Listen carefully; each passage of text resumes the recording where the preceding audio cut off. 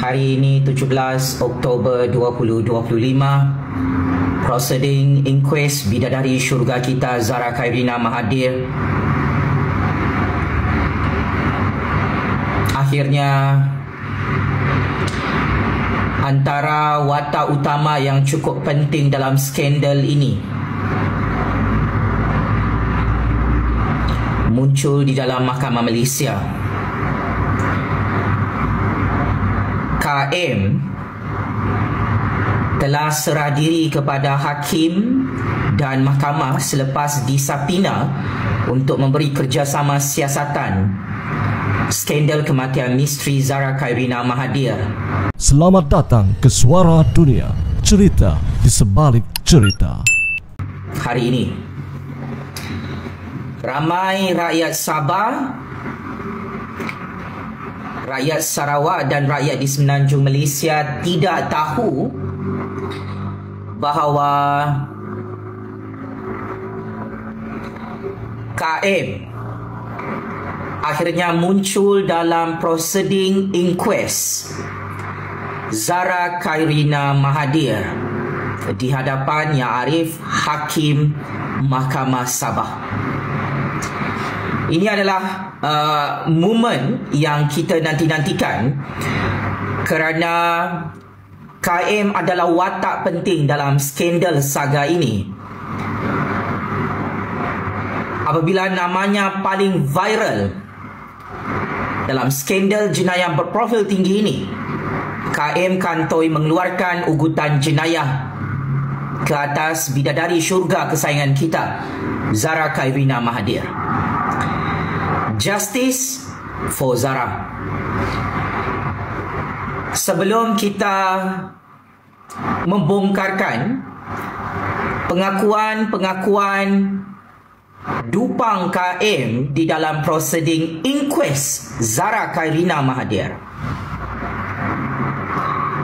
saya ingin update KM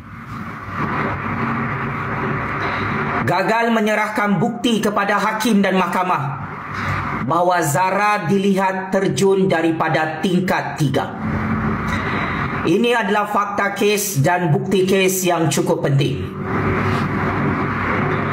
Kerana sememangnya KM adalah pelajar paling awal bangun. Jam 3 pagi dia tidak tidur. KM akhirnya mengaku dia hanya terdengar bunyi yang kuat, tetapi dia tidak tahu itu bunyi apa. Cukup panas pengakuan daripada KM. Ini adalah saksi hidup yang paling awal jumpa Zara. Dia sendiri tidak ada membuat pengakuan depan hakim dalam proceeding inquest Zara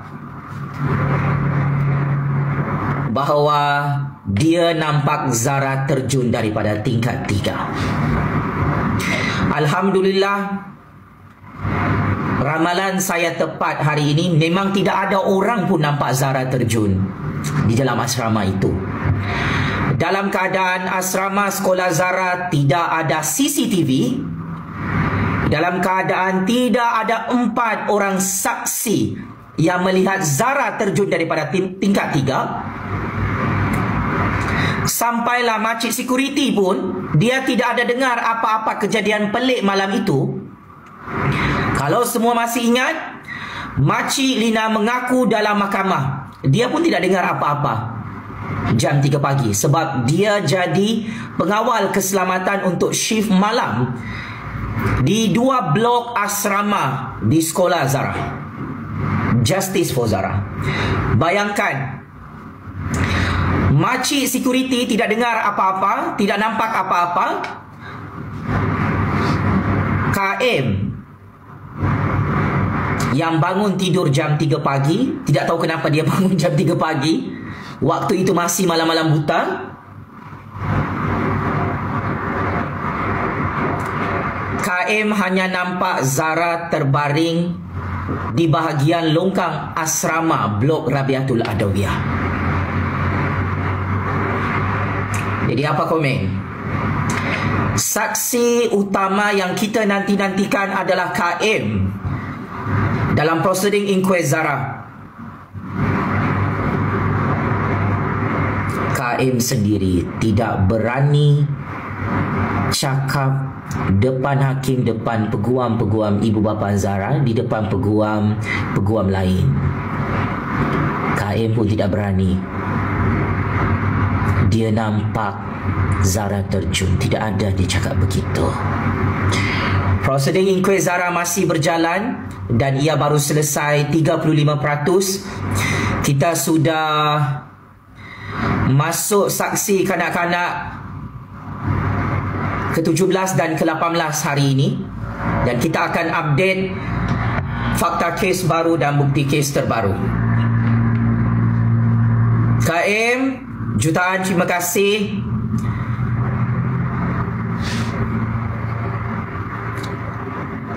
Kerana akhirnya anda tidak pernah nampak pun Zara terjun.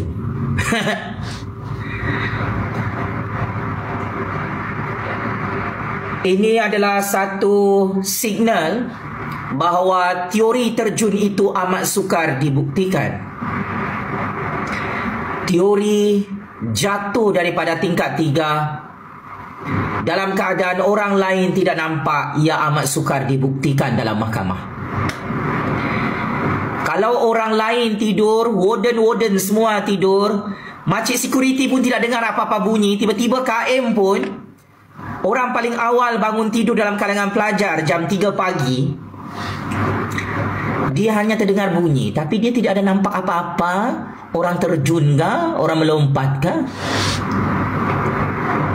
Jadi macam mana ni?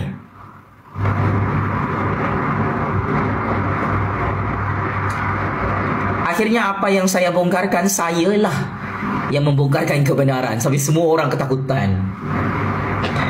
Justice for Zara. Terima kasih kerana menonton Suara Dunia. Jangan lupa untuk subscribe. Kita jumpa dalam cerita yang seterusnya.